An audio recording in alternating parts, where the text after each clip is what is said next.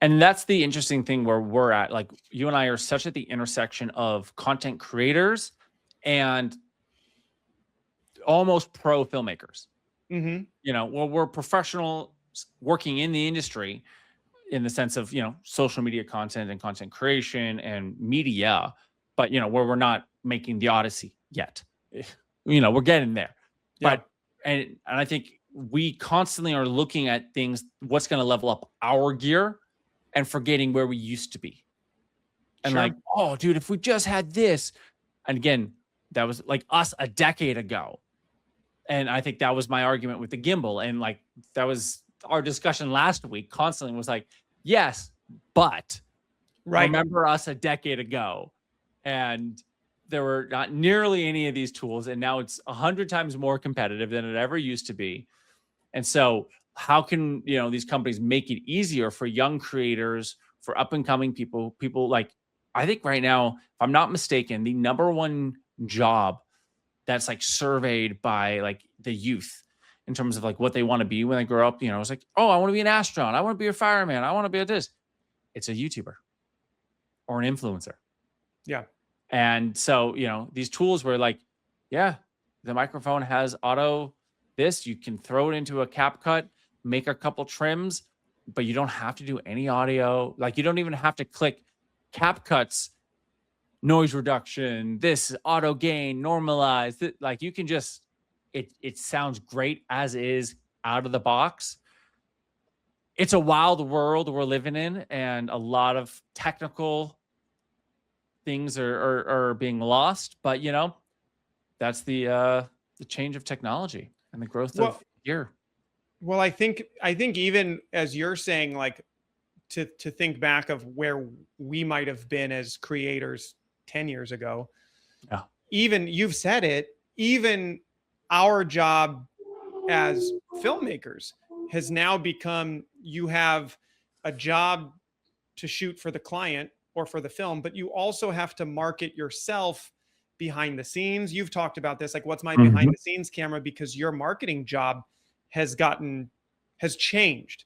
Maybe it hasn't gotten more difficult, but it's like now you have to document yourself working to kind of play on social media. And I'm sure you feel this. I'm doing enough editing for client work and for professional work. Kind of the last thing I want to do is bring my social media content into the same editing funnel and be stuck hours and hours editing too. So even if it's, yeah, maybe this is for us too, just in that, you know, how you had said a couple episodes ago, my nice mics, that'll be for the talent, for my client. And then I could just get these mics for my behind the scenes stuff. So I'm just thinking out loud while we're, you know, talking this through. Maybe that's another avenue for what this could be. Well, and I think that's exactly what it's just, how can we make this easier for the user? Yeah. And it's like, what are more things that the user could use and make just that is that extra selling point to go with us versus DJI versus Insta360 versus. Yeah. So, I mean, anything that makes the pipeline easier from shoot to done, to me, especially with some of this behind the scenes stuff, is and because this content, I jokingly tell all my clients and people I talk to about it, I jokingly call it disposable content, because it's not a Mission Impossible movie. It's not, you know, we're going to be talking about Digger and Dune, which are like, they're making these movies that hopefully will stand the test of time, you know, that people will want to watch in 100 years. I mean, we look back at one of the jokes in the filmmaking space is looking back at Mummy, the Scorpion King, and how bad those VFX are, right? Yeah. As you instantly know, you know, you say the Mummy, you're like, oh yes, I know those VFX. Like, they don't stand the test of time compared to, you look at the original Star Wars and it stands the test of time. You look at some of the original Pirates of the Caribbean, Lord of the Rings, and you go, what is practical? What is CGI? Like the Davy Jones CGI is unreal. A decade, I think I just saw something that was like 20 years later that movie got released. Like, and it still stands the test of time, even as the technology has gotten better.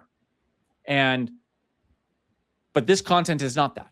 The TikTok you make will not go down in history, will not be talked about in the future. And so it's like, great, how can we get it done easier, faster, but as at high quality as possible?